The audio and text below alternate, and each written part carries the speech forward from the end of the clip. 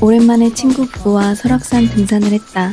솔직히 우리는 둘 다 내향적인 사람들이고 노부지만 소울메이트라 웬만하면 둘이 있는 걸 좋아하고 사람을 만나거나 전화 통화하는 것도 싫어한다.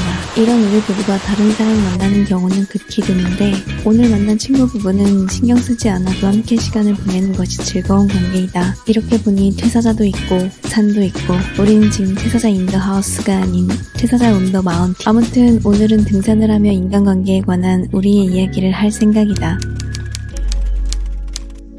직장이라는 곳은 자신의 모습을 있는 그대로 드러낼 수 없고 자신이 가진 최대치의 능력, 가끔은 그것 이상으로 보여줘야만 한다는 압박이 있기 때문에 상대와 자연스러운 모습으로 마주할 수 없을 때가 많다. 어딘가 위화감이 느껴지는 상대방을 무리해서 이해하고 받아들여야 하기 때문에 신경 써야만 하는 관계가 있을 뿐이다. 우리는 I 성향이지만 사람들과의 모든 만남을 힘들어하는 것은 아니다. 오히려 단발성 만남에 강할 때가 있는데 친밀도 0과 친밀도 100을 편하게 생각한다고나 할까? 애매한 친밀도의 사람들과 적당한 거리를 유지하며 장기적으로 봐야 하는 관계가 정말 싫을 뿐이다. 이런 관계에 지쳤기 때문에 퇴사 후 1년 동안 정말 가까운 사람들 외엔 가능한 한 만남을 피했다.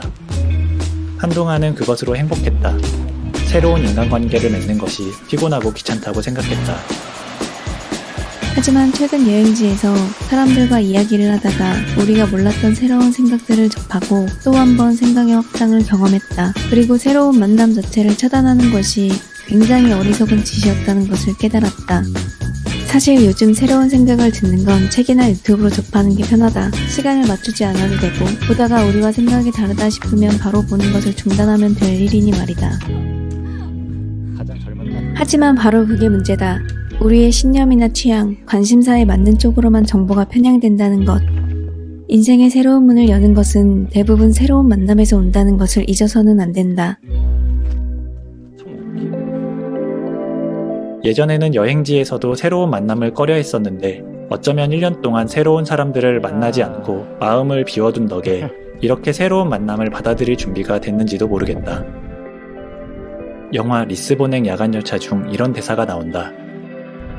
인생의 결정적인 순간은 인생의 방향이 영원히 바뀌는 순간이다. 늘 눈에 띄는 큰 사건이 일어나는 건 아니다. 사실 인생을 결정하는 극적인 순간은 종종 놀라울 정도로 사소하다. 엄청난 영향을 끼치고 삶의 새로운 빛을 비추는 일은 조용히 일어난다. 그리고 이 멋진 고요함 속엔 특별한 고귀함이 있다. 인생의 진정한 감독은 우연이다. 잔인함과 연민, 황홀한 매력이 가득한 감독. 우리가 우리 안에 있는 것들 가운데 아주 작은 부분만을 경험할 수 있다면 나머지는 어떻게 되는 걸까? 우리 인생을 되돌아봐도 인생의 어떤 결정적인 순간은 사소하기도 했고 모든 일은 우연히 일어났다. 그리고 아직 살아갈 날이 많이 남은 우리 인생에서 아직 경험하지 못한 나머지가 너무나도 많다.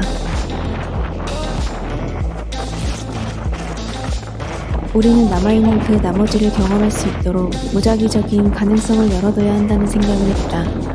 무한한 가능성이 있는 우리의 삶을 위해서. 그런데 오늘 날씨도 너무 무작위다. 올라갈 땐 분명히 맑았는데 정상에 오니 온통 봄땅의 강풍이 분다. 이대로도 좋지만 다음에 다시 와서 쏟아지는 별과 일출을 보고 싶다. 오늘의 소감이 어때요? 되네요. 돼요? 되다 돼. 우리가 파산할 때 소감은 항상 똑같대. 왠지 알아? 힘들다. 그것은 트로기 때문에. 맞아요. 꿈에 달림이었어요.